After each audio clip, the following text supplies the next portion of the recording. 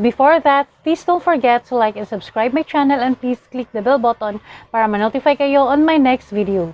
Without further ado, let's start! Ang pamagat ng ating Maalala Mo Kaya for today is, bahala na sila, gusto kita eh. Ang kwentong ito ay hango sa totoong buhay ni Ana. Si Ana ay may 2 anak at may asawa. Isa siyang tindera sa palengke.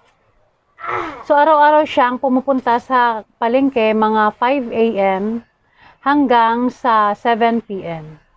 Dahil maaga silang nag-report dahil nga nagluluto pa sila dahil meron silang karinderya doon sa palengke at isa lamang siyang tindera. So meron siyang 2 anak na nag-aaral sa high school. Ang isa naman ay elementary. So isang elementary at isang high school. At yung kanyang asawa naman ay nagtatrabaho bilang construction worker. So kaya maaga siyang gumising para makapagluto ng agahan para sa kanyang mga anak at sa kanyang asawa. At siya naman ay doon na kumakain sa karinderya dahil magluluto pa siya doon. So yun na nga at patuloy siya sa kanyang trabaho bilang isang tindera at hindi tumagal ay meron silang isang customer na nagtatrabaho sa ahente siya sa isang panel na nagde-deliver ng mga shampoo, mga Colgate Palmolive product siya nagtatrabaho at siya ay isang ahente na regular customer nila dahil doon nagtatanghalian. At bago lang sila na-assign doon, mga 1 month pa lang.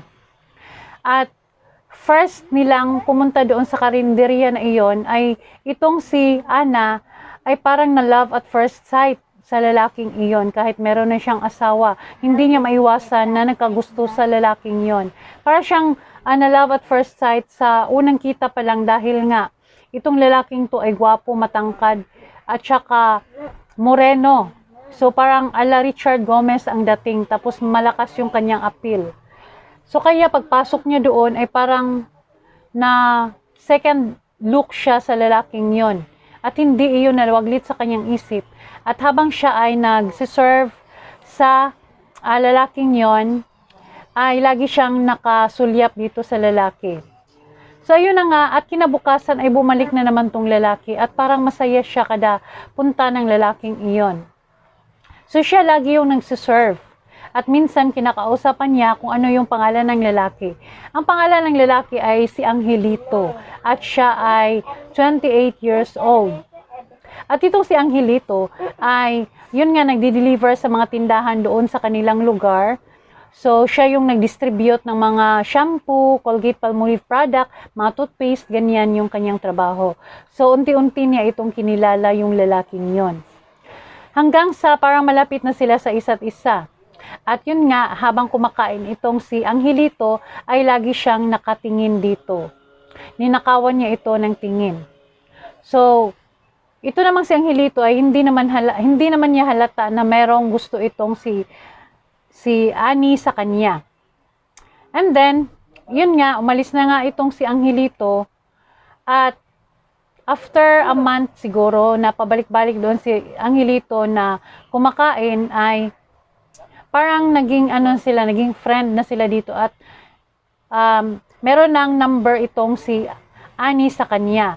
So yun nga, una siyang nag-text dito kay Angelito at sinabi niya dito, "Hi, ako mga pala si Hani nung sa tindera sa palengke sa karinderya." So sinabi niya dito, "Ikaw pala, kumusta ka na?" Sabi naman ni Angelito dito. At sabi naman ni Ani dito na okay lang. So sensya ka na ha at baka nakadisturbo ako sa iyo. At sabi naman ni Angelito dito, hindi naman, nandito lang kami sa ibang bayan at nagde-deliver kami dyan. So pupunta din ako dyan mga bukas para kumain na naman ng tanghalian doon sa inyong karinderya. Sige, abangan ko yan bukas, pupunta ka dito at ako na lang ang mag-serve sa iyo para yun nga, mabigyan kita ng sobrang ulam. At yun nga, kinabukasan ay kumain niya itong si Angelito at binigyan nga niya ng extra ulam. Pero hindi alam ng kanyang amo na binibigyan niya ito ng extra ulam. Kaya itong si Angelito ay doon na lagi kumakain ng tanghalian. And then, yun nga, pag umalis na itong si Angelito ay lagi silang nagte-text dito hanggang sa tuluyan na talagang nahulog yung loob ni Ani. At saka lagi siyang excited kada tanghalian dahil nga doon kumakain itong si Angelito. So hindi niya inaalala yung kanyang pamilya, yung kanyang anak at saka yung kanyang asawa na meron na siyang asawa at anak. Dahil nga sa kanyang nararamdaman na lagi siyang excited tsaka happy siya na nakikita niya lagi itong si Angelito. Tapos napansin ng Angelito na parang may gusto itong si Ani sa kanya. Kaya dinedma lang niya itong kanyang parang feeling dahil baka nag-assume lang naman siya sa kanyang isip or sa kanyang yung kanyang nararamdaman na parang may gusto ito sa kanya dahil nahulingan niya ito na nakatitig sa kanya. At hindi kalaunan ay itong si Angelito ay tinatry niya itong si Ani na magparamdam din sa kanya. Like for example, kumain ka na ba? So, kumusta ka na? So, itong si Angelito hindi alam na may asawa na itong si Ani. Kaya, hindi na siya nagtanong kung may asawa ba siya dahil wala naman siya nakikita doon sa karinderya na merong lalaki na pumupunta doon dahil nga nagtatrabaho yung kanyang asawa bilang construction worker. So, pag magtrabaho itong si Ani doon sa karinderya ay wala doon yung kanyang asawa dahil nasa kabilang sa city kasi yung kanyang asawa tapos malapit lang naman, mga 20 minutes lang naman yung biyahe.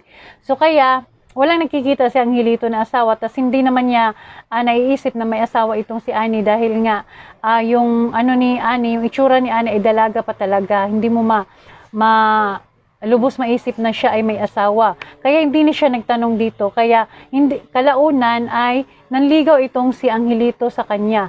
At laking saya naman ni Ani. So kaya nung nangligaw itong si Ani, after 2 days ay sinagot niya ito. Pero nagguilty siya dahil nga meron siyang asawa at mga anak. Tapos hindi niya masabi-sabi dito kay Angelito dahil baka magagalit si Angelito at hiwalayan siya dito. So naging ganyan yung kanilang sitwasyon. Hindi niya alam kung paano ito sasabihin kay Angelito. So yun yung kanyang next problem dahil nga hindi alam ni Angelito yung kanyang sitwasyon na meron siyang anak at asawa. So after siguro mga 1 buwan sa kanilang pagiging boyfriend-girlfriend, ay merong batang pumunta doon at yun ang kanyang anak at naghatid dito ng kanyang nanghingi pala ng pera yung kanyang anak sa kanya. Tapos sabi niya, mama, pahingi ng pera kasi meron kaming babayarin sa school, yung high school na anak niya. So kaya nandun si Angelito at nag-lunch. Nag-usap sila ni Ani. Tapos nagtanong si Angelito pagkatapos nung lumakad na itong kanyang anak. Sabi niya, bakit mama yung tawag niya sa iyo? Sabi naman niya kasi anak siya ng kapatid ko. Hindi talaga niya masabi-sabi yung kanyang problema na meron siyang anak at asawa. Hanggang sa, yun nga, dahil laging kumakain doon si Angelito, dumating na naman yung kanyang yung kanyang anak na naghanap sa kanya. Kaya lang wala doon si Ani dahil inutusan siya tapos yung amo niya yung nakaharap, yung amo ni Ani yung nakaharap ng bata. Sabi niya dito wala dito ang yung ina dahil inutusan kong bumili ng asukal doon sa may tindahan. Wala po ba? At narinig iyon ni Angelito. Kaya laking gulat ni Angelito at nung nagkita na sila ni Ani dito, ay nagtanong siya kung totoo ba yung sinabi ng kanyang amo na ina kasi yung sinabi ng kanyang amo doon sa bata. So, anak mo ba yon? At wala nang nagawa itong si Ani at nagsabi na siya ng totoo kay Angelito na meron siyang asawa at mga anak. At nagalit iyon si Angelito at hiniwalayan siya dito. Kaya itong si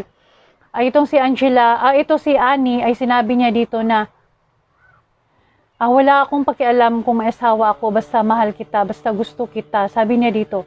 Pero mahirap yan, baka kung ano pa ang mangyari sa atin pag malaman ng iyong asawa at mga anak na meron kang karelasyon na iba, baka papatayin tayo niyan.